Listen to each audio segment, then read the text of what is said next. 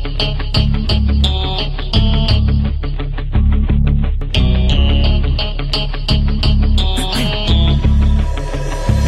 have one shot on stage, what you got to play? Generic drops for days, still the people rage. Am I not insane? Can you stop and explain why these drops are so lame? Is money buying you fame? I'm fucking on, I'm killing it with this song. You haters can sing along or go back where you belong. Yeah, there's nothing wrong with giving up, moving on. Cause I took your girl to prom, she can't help but sing this song. Till the roof comes off, till the lights go out, till my legs give out, can't shut my mouth, till the smoke clears out and my high harass. I'ma rip this shit till my bones collapse. Till the roof comes off, till the lights go out, till my legs give out, can't shut my mouth, till the smoke clears out and my high harass. I'ma rip this shit till my bones collapse.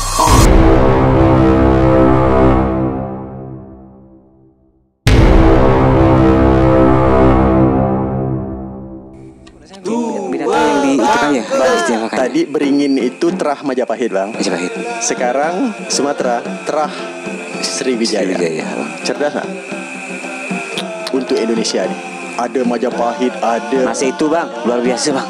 Luar biasa, Bang. Masa tak jadi pahlawan, Bang? Gimana cerita? Bukan sekolah jauh, Bang, tidak tahu. Ini Bang. baru kita teriak-teriak kan nih. Tak sadar tua, nak jadi apa? Kerja menggila, asyik berkubang di tengah hari, macam berang-berang. Membuat Indonesia lebih bangga dengan lambang negara itu. Siap. Coba lihat, Bang. Secara seni, keseimbangan, artistik, filosofis, itu luar biasa.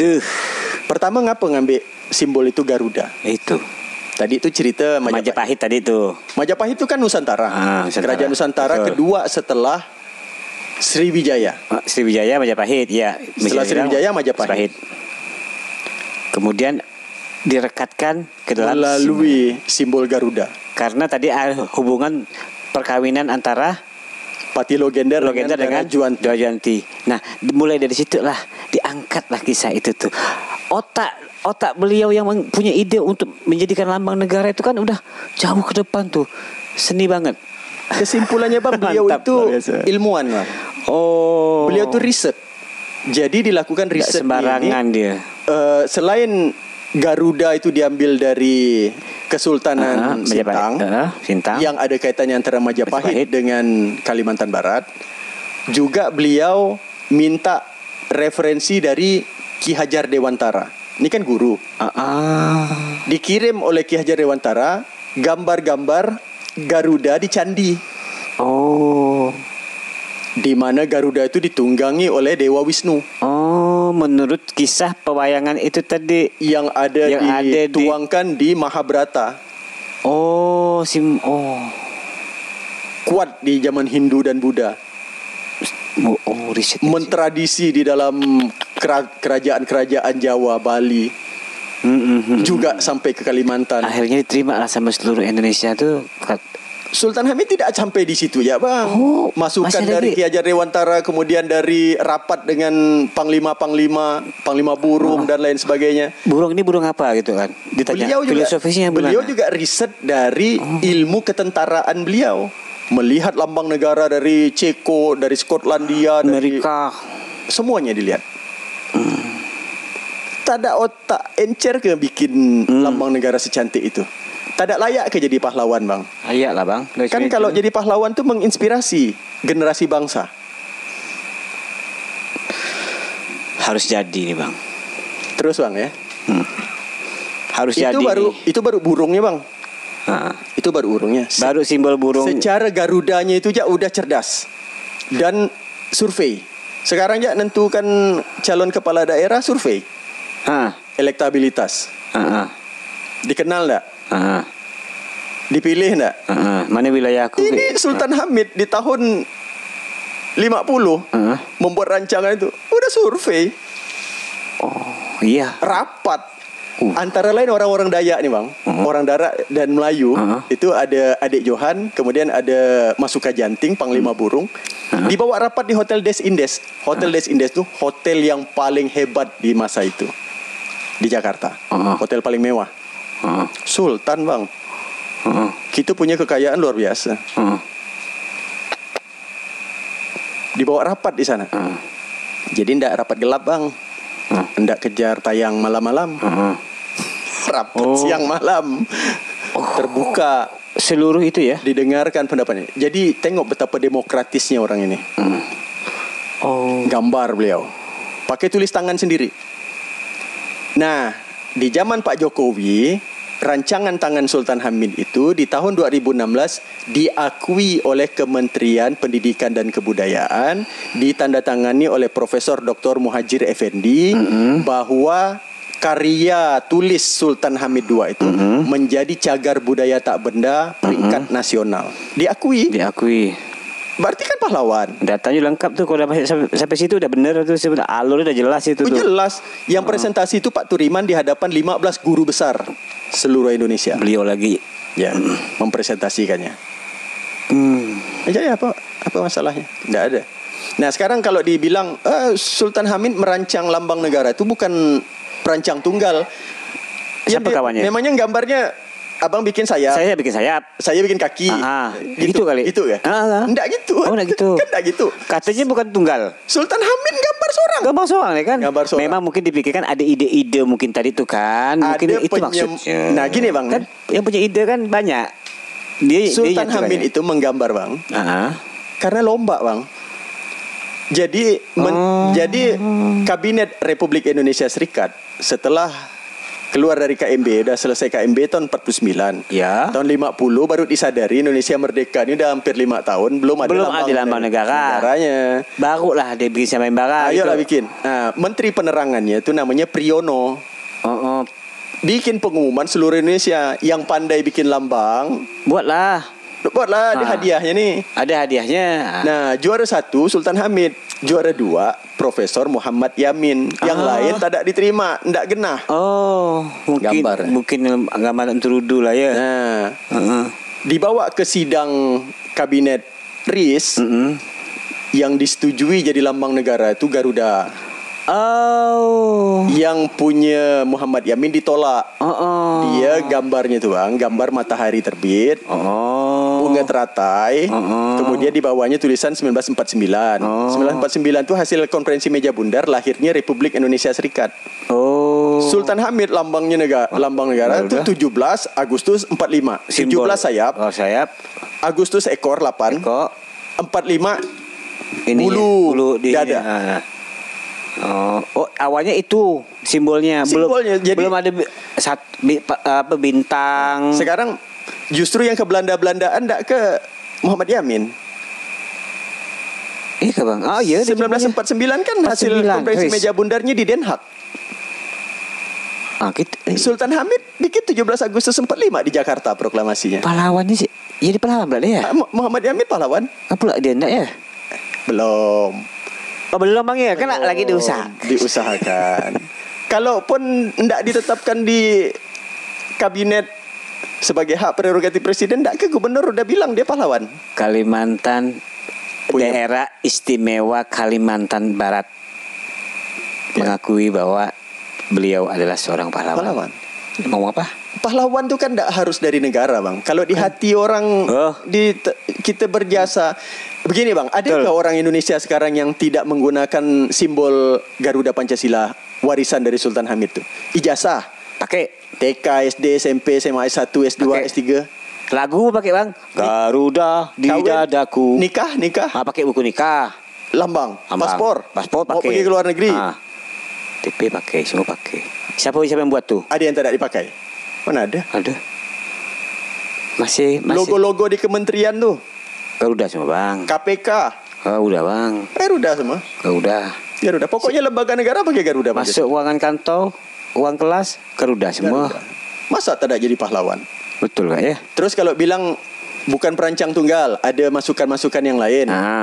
Nama orang menang bang, juara 1. Masa bukan? Kan tinggal kalau yang ngomong gitu tinggal buka dokumen aja lah, kau belajar lagi ya lah. Itu udah kita bukukan bang, di launching tahun 2013. Kan? Nama bukunya itu hampir 500-600an halaman. Sultan Hamid II Sang Perancang Lambang Negara, Elang Raja Wali Garuda Pancasila. Yang tulis Pak Turiman dari tesisnya, Ansari Dimyati dari tesisnya, saya dari investigasi jurnalistik. Bertiga kami. Oke, berarti sudah clear. 2013 itu seabad usia Sultan Hamid karena beliau lahir tahun 1913, diterbitkan buku ini 2013. 100 tahun. 7 tahun yang lalu. 100 tahun Sultan Hamid. Berarti boleh dibutuhkan. Itu cerita Garudanya, Bang. Cerdas. Kemudian mengalungkan perisai bersimbolkan Pancasila. Nah, itu siapa yang ngasih itu, Bang? Cerdas. Beliau juga. Sultan Hamid. Nah, sekarang kalau kita tanya, dari mana Sultan Hamid bisa memasukkan Pancasila sebagai ideologi negara di lambang negara? Ada bintang, padi kapas, pala banteng, kebohon beringin. Cerdas. Ini panjang ceritanya nih, Bang. Kantai. Mohon maaf, podcast Abang nih mau dipotong. Ini udah bakal 2 seat. 2 sesi ya. Yang tadi udah bicara Pontianak, hari ini sekarang ini potong ini lagi nanti. Bang. 4 part. Bang, 4 part ya, Bang ya. Menurut Sultan Hamid, bukan soal burung Garudanya yang berat. Yang paling berat itu memasukkan ideologi Pancasila di dalam lambang negara. Memasukkan ideologi Pancasila ke dalam lambang negara. Yang membuat konsep Pancasila itu siapa? Pancasila yang menggali nilai-nilai Pancasila itu siapa? Soekarno. Enggak tahu sih, Bang. Soekarno, Bang. Soekarno. Bung Karno. Oh. Pancasila. Yang menggalinya beliau. Yang menggalinya beliau. Kalau orang yang bisa menangkap pikiran Soekarno, kira-kira orang itu cerdas sekaliber Soekarno atau lebih dari Soekarno? Lebih dari Soekarno. Karena dia hanya simbol 5 sila. Sultan Hamid bilang begini, dari mana dia bisa dapat lambang negara itu jadi juara 1, kemudian bagus, ada ideologi Pancasilanya. Dia bilang dia riset tentang Soekarno. Dipelajarinya Soekarno. Beliau ini seperti apa? Beliau kutu buku, Bang. Kalau orang tak ada semangat belajar, tamparnya, Bang. Sampai rontok gigi, Bang. Bawanya anak-anak Kalimantan Barat tuh maju. Van Mook, Gubernur Jenderal Hindia Belanda, pernah ditampar oleh Sultan Hamid. Pasal? Nanti cerita itu nanti ya. Oh, panjang sih. Tapi daripada abang penasaran, waktu mau meresmikan Tugu Pembantaian Jepang, Van Mook tuh merokok. Tak sopan. Gubernur Hindia Belanda di Nusantara nih, Van Mook. Perwakilan lah. Yang punya ide membentuk Indonesia negara federal, versinya Van Mook. Jadi dalam tanda kutip, ada sejarawan. Van Mook tuh tinggal di sini ke, Bang? Bukan. Van Mook itu kelahiran dari Semarang. Tugasnya di sini. Tapi meninggalnya beliau di Prancis, Bang. Oh, Prancis. Bukan juga di Belanda. Dia ini juga blasteran, Bang. Oh, saya dapat baca buku Van Mook, memang saya ada baca itu, Bang, memang. Jadi cerita tampar dulu, bukan cerita negara federalnya ya. Antara federalis dengan unitaris ya. Nah, antara bentuk kesatuan dengan bentuk federal. Persatuan. Nah, Van Mook itu merokok. Ketepus gitu. Datang terlambat. Sultan Hamid disiplin militer. Habis tadi ditampar. Aman sama Sultan Hamid. Jadi tidak menunjukkan bahwa walaupun dia misalkan tentara Kenil pangkat Mayor Jenderal yang diangkat oleh Ratu Wilhelmina takut dengan Gubernur Hindia Belanda, ada selevel karena Sultan Hamid itu pimpinan negara DIKB, negara berdiri sendiri. Waktu itu belum bergabung dengan Indonesia. Kan peristiwa Jepang 44-45. Kemudian pengangkatan Sultan Hamid itu 47. Kemudian disepakati penyerahan kedaulatan dari Belanda kepada kemerdekaan Republik Indonesia itu tahun 49 konferensi meja bundar. Baru berarti kita gabung. Jadi di bawah tahun 49 masih daerah istimewa Kalimantan Barat DIKB. Negara berdiri sendiri. Begitu. Di bawah tahun 50 tuh masih. Abang bayangkan ketika pimpinan-pimpinan di Kalimantan Barat itu dihabisi Jepang, masuk militer ke sini, dikuasailah aset-aset DIKB itu. Bandara, pelabuhan, dan seterusnya. Ya termasuklah residen segala macam. Ditunjuk kepala daerahnya dari Kalimantan Selatan dan seterusnya. Kemudian dikelola lah sampai sekarang. Tapi kita harus tahu sejarahnya, Bang. Bahwa kita dulu pernah ada kerajaan-kerajaan hebat dengan melahirkan negarawan-negarawan hebat yang bergabung dengan Republik Indonesia. Itu cerita tampar. Sekarang kita masuk ke cerita ide Van Mook. Nah, Van Mook ini ilmuwan. Selain dia diangkat menjadi gubernur jenderal, dia lebih cenderung berpikir tentang tata negara. Menurut dia, negara kepulauan seperti kita ini ribuan pulau kan. Betul. Pulau besarnya aja Sumatera. Ada 5. Kalimantan, Sulawesi, Jawa, Papua, Sulawesi. Kalau dengan Papua itu jadi 6 pulau besar. Yang lain pulau-pulau kecil. Di Kalimantan Barat aja pulau-pulau kecilnya ratusan. Betul. Bagaimana yang ngurus itu? Benar. Kalau terpusat. Betul. Nah, tapi kan kita punya pengalaman Majapahit dulu. Mempersatukan. Jadi ada paham kesatuan, unitaris, ada faham federalis, supaya kerajaan-kerajaan itu tetap dalam kerajaannya tapi dia Indonesia. Disepakati bentuknya itu republik. Republik kembali kepada publik, dari rakyat oleh rakyat untuk rakyat.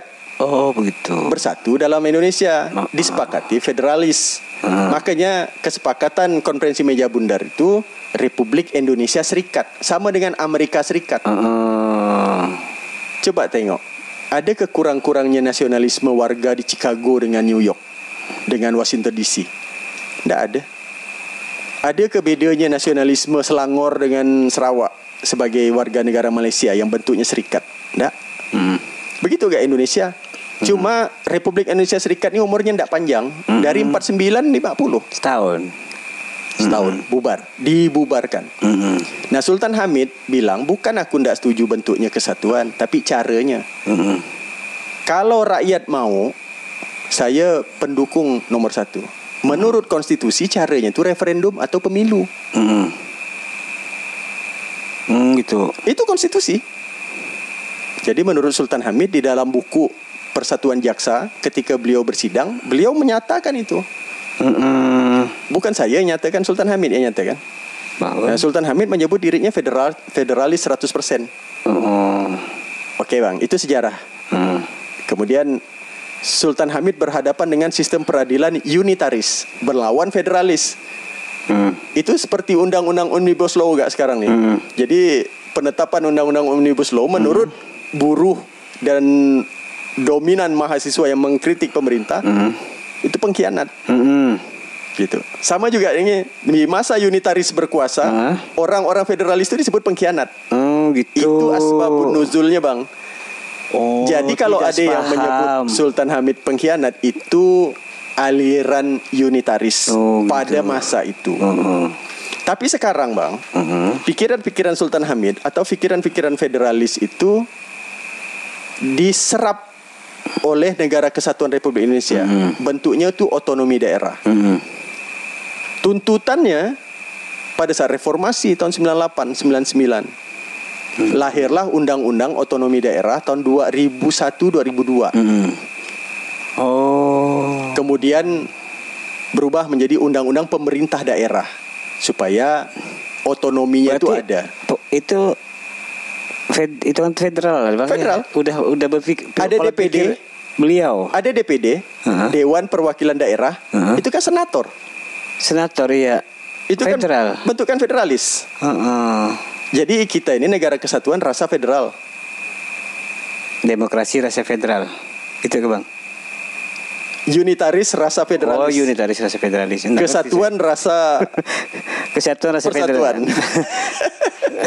Tapi tetap republik, Bang. Republik, cuman sistem di dalamnya mengadopsi pola federal mungkin. Ini dalam konteks memperjuangkan Sultan Hamid pahlawan nasional. Kalau Sultan Hamid tidak pro nasionalisme Indonesia, Kenapa dia tidak tetap ya sebagai raja? Kenapa gitu bang? Kerajaan? Karena cinta terhadap Indonesia. Persatuan tadi dikejar dia ya? Gabung. Nah Sultan Hamid bikin ideologi Pancasila itu udah bagus. Dan pemikiran tentang keindonesiaan itu juga sudah bagus. Dan sudah mau merelakan bahwa ini kerajaan beliau, wilayah beliau ini ikut gabung ke Republik Indonesia. Ya. Nah, sekarang kita kembali ke Sultan Hamid cerdas untuk membuat lambang negara itu, membaca pikiran Soekarno, menggali nilai-nilai Pancasila, kemudian beliau tuangkan ke dada Garuda. Betul. Dipasang di sebuah perisai. Perisai ini kan tameng. Betul bang. Alat pelindung. Nah, kita berlindung di bawah ideologi Pancasila, mengamankan negara kesatuan Republik Indonesia ini dari Sabang sampai Merauke. Berarti begitu dia maksud dari penggunaan tameng itu. Tameng itu supaya bisa bergantung dikasih rantai, dikalungkan. Di dada Garuda. Jadi tameng ya, perisai. Kemudian sila pertama ketuhanan yang Maha Esa, Sultan Hamid mengambilnya dari nur cahaya ilahi. Nur cahaya ketuhanannya. Cahaya yang paling tinggi itu direpresentasikan dengan bintang. Beliau kasih bintang itu bersudut 5, panca. 5 sudut. Sudutnya itulah 1, 2, 3, 4, 5. Ya. Iya. Kan boleh bikin bintang sudutnya 18. Boleh. Kan kayak bintangnya bendera yang lain itu banyak sudutnya. 9 boleh, 5. Jadi banyak makna dari 5. Jadi simbolisasi yang ditanamkan oleh Sultan Hamid itu luar biasa cerdasnya. Dan warnanya kuning keemasan. Warna itu juga punya makna. Kemudian yang kedua, rantai. Jadi ini bintang di sebelah kanan. Atas, bawahnya. Kemudian turun ke bawah. Dia gilir balik dari kanan ke kiri. Jadi dari bintang turun ke rantai. Dia gilir balik ya. Gini. Bukan menuju ke kanan, dari kanan ke kiri. Jadi lawan arah jam. Lawan arah perputaran planet, seperti tawaf di keliling Ka'bah. Memang beliau sebut tawaf. Jadi di Ka'bah itu tidak pernah berhenti. Rantai itu ya. Jadi sila kedua itu rantai. Apa sila kedua itu? Kalau yang pertama ketuhanan yang Maha Esa, yang kedua kemanusiaan yang adil dan beradab. Jadi kemanusiaan itu rantainya diambil dari kalung Dayak Taman. Dayak Taman itu di Kapuas Hulu, daerah perbatasan. Jadi diambil simbol menjaga negeri, mewakili batas negara kesatuan Republik Indonesia ini, diambil dari subsuku Dayak Taman atau Dayak Kapuas. Rantai itu bukan cuma bulat-bulat ketemu-ketemu gitu bang. Bulat kotak. Oh gitu. Rantai suku Dayak Taman tuh. Dayak Taman make kalung adat ini, itu yang bulat simbol perempuan, yang kotak simbol laki-laki. Laki-laki berotot gagah melindungi, yang perempuan mengandung, melahirkan. Berarti yang bulat itu kasih sayang, yang kotak itu tegap gagah berani melindungi. Simbol laki perempuan. Jadi kemanusiaan yang adil dan beradab itu adil dan beradab laki perempuan yang melahirkan, mereproduksi manusia. Harus bersatu. Berarti kotak bulat. Oh, Dayak Taman. Jadi kalau orang bikin gapura HUT 17 Agustus main hantam ya rantai itu, berarti salah. Tak paham. Rantai biasa berarti itu. Maka Sultan Hamid. Yang ketiga. Yang ketiga pokok beringin. Ngapa pohon beringin? Pokok beringin itu bang, diambil dari Istana Sultan Jogja. Abang pernah pergi ke halaman Kesultanan Jogja tak? Ada pokok beringin keramat situ. Ada. Tempat ketemunya Sultan dengan rakyat. Tempat bersatunya di bawah pohon itu Umarok dengan rakyat. Bersatunya antara pemimpin dengan yang dipimpin, antara penguasa dengan rakyat. Itulah persatuan Indonesia. Maksudnya. Dan pohon beringin itu rimbun, mengayomi, besar, kuat, banyak talinya, tali. Wah. Oh. Sultan Hamid ambil. Kenapa ambil dari Jogja, halaman Jogja? Karena Jogja itu pusat perjuangan mempertahankan kemerdekaan Republik Indonesia. Mantap. Ada Sudirman situ, Urip Sumoharjo, kawan dia Sultan Hamengkubuwono IX, Sultan Hamengkubuwono VIII. Turunan Kesultanan Jogja itu keturunan dari Majapahit, Bang. Brawijaya. Pangeran Diponegoro. Kait lah berarti. Majapahit itu terahnya sampai ke Sintang. Bang, menyatu gitu, Bang. Betul. Sultan Hamid paham itu, Bang. Cerdas, Bang. Pembaca beliau nih. Yang keempat, bintang diambil dari langit. Rantai diambil dari Dayak Taman. Pokok beringin diambil dari Kesultanan Jogja. Kepala Banteng. Kerakyatan yang dipimpin oleh hikmat kebijaksanaan dalam permusyawaratan perwakilan. Tidak ke Kepala Banteng tu Kepala Minang. Coba tengok. Rumah gadang tu itu tanduk rusa. Kerbau. Kerbau. Rusa yang banyak-banyak kita baca Bang. Rusa banyak-banyak, Bang. Rusa, Bang. Kerbau ini kerja di ladang sawah. Pekerja keras ulet. Biasanya anak-anak kecil naik ke situ bersuling sambil baca buku. Ada gambar tu. Jadi lambang Kompas Gramedia. Jadi itu diambil dari Sumatera. Dari rumah gadang itu nih. Hatta dari sana, Hamka dari sana, Muhammad Yamin dari sana, memang simbol Tan Malaka dari sana. Kerbau itu simbol yang kalau saya binatang yang itu kan ya, Bang. Tadi beringin itu terah Majapahit, Bang. Majapahit. Sekarang Sumatera terah Sriwijaya. Bang. Cerdas tak? Untuk Indonesia ni ada Majapahit, ada masa itu, Bang. Luar biasa, Bang. Luar biasa, Bang. Masa tak jadi pahlawan, Bang? Gimana cerita? Banyak sekolah jauh, Bang, kita tahu. Ini Bang. Baru kita teriak-teriak kan nih. Podcast Abang ni luar biasa ni. Yang itu, Bang, 10 tahun 20 tahun yang akan datang orang baru bilang, iya. Saya bawa tahu asli, Bang. Asli. Sampai ke sana pada masa itu tuh, Bang. Belum ada internet, Bang. Sana. Dia sudah mengenai simbol luar biasa. Yang kelima, satu lagi, padi dan kapas. Kemakmuran. Yang paling subur mana? Indonesia Timur, Jawa Timur, Makassar, Sulawesi Selatan. Makmur sawahnya. Lumbung padi Indonesia. Padi kapas. Jadi itu simbol Indonesia di timur, mulai dari Sulawesi sampai ke Papua sana. Padi dan kapas. Ada semua di dalam dada Garuda tu. Kalimantan ada. Kalung Dayak. Mewakili Kalimantan. Jawa itu. Apa tu? Kalau kita serapi, Bang, lambang negara yang dirancang oleh Sultan Hamid, memang lewat 300-an naskah yang masuk dari seluruh Indonesia tu. Lewat. Terus, Bang, itu selain tawaf, kan penduduk Indonesia ni mayoritas Muslim. Cita-cita orang Muslim tu naik haji. Tawaf dia di sana. Itu bergaruda Pancasila. Gitu, tawaf. Nah, itu jantung perisai yang 5 sila ada di situ. Di tengah-tengahnya tu bintang, di lapis dalamnya tu inti perisai warnanya hitam. Apa tu hitam? Kaabah. Hatinya umat Islam. Siapa pendiri Kaabah ni? Ibrahim. Ibrahim bersama Ismail. Ibrahim itu siapa? Anak-anaknya itu, cucu cicitnya Musa yang melahirkan Yahudi bersamaan dengan bangsa Yahudi. Agama kan? Kemudian Isa. Yesus Kristus. Itu Katolik maupun Protestan.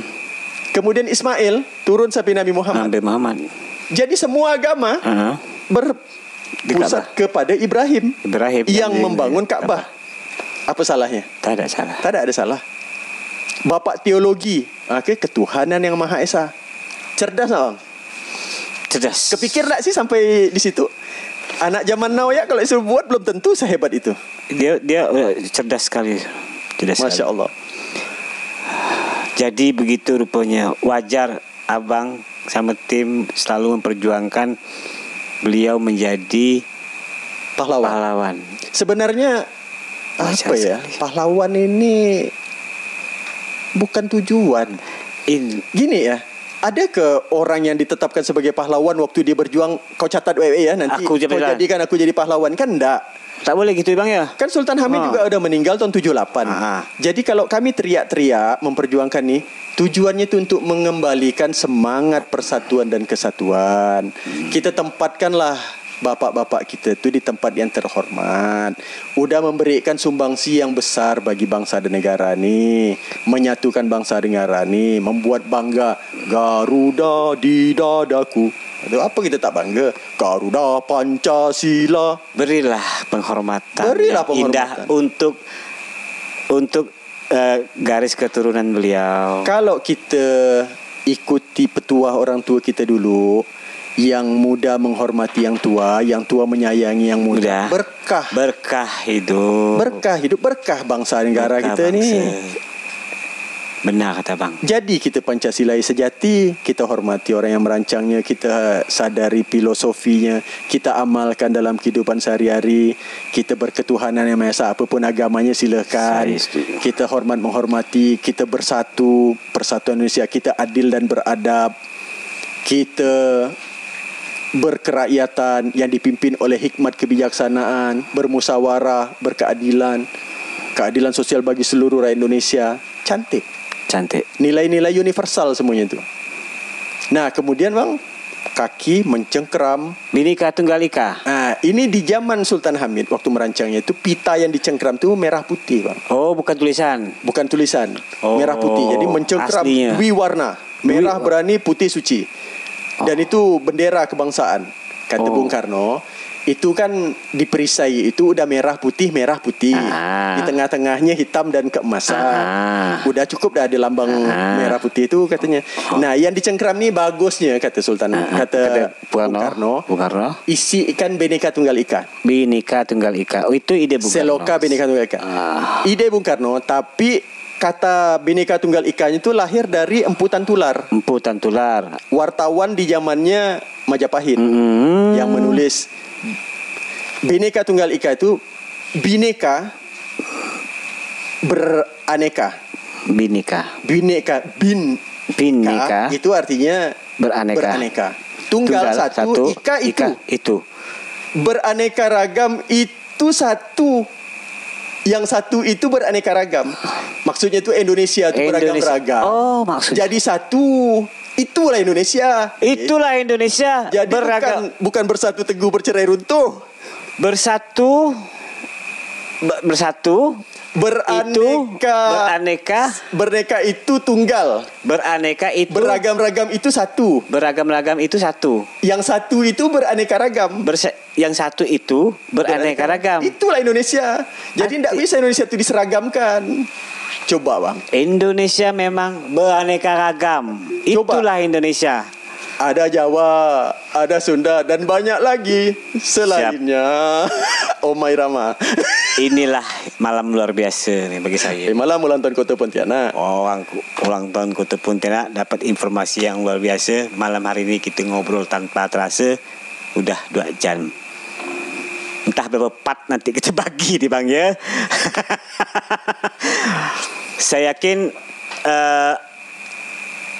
ada momen-momen nanti abang harus datang sini lagi, karena saya masih ada mau saya tanya-tanyakan, terutama penulisan buku abang. Boleh bang datang lagi bang? Boleh. Malam ini kita sudahi dulu lah bang ya. Boleh. Udah gak malam rasanya nih bah, seru benar nah. Memori pun rasanya nak habis kali indah baterai. Makasih banyak Abang Nur Iskandar, Bang Ali. Bolehlah kapan-kapan saya main ke rumah abang. Boleh. Ke rumah apa bang? Kampung Inggris bang ya? Kampung Inggris Purnama. Terima kasih atas kehadiran Mas Sultan bang. Sama-sama. Assalamualaikum warahmatullahi wabarakatuh. Waalaikumsalam warahmatullahi wabarakatuh. Di tengah hari macam berang-berang badan bau hari. Puja mana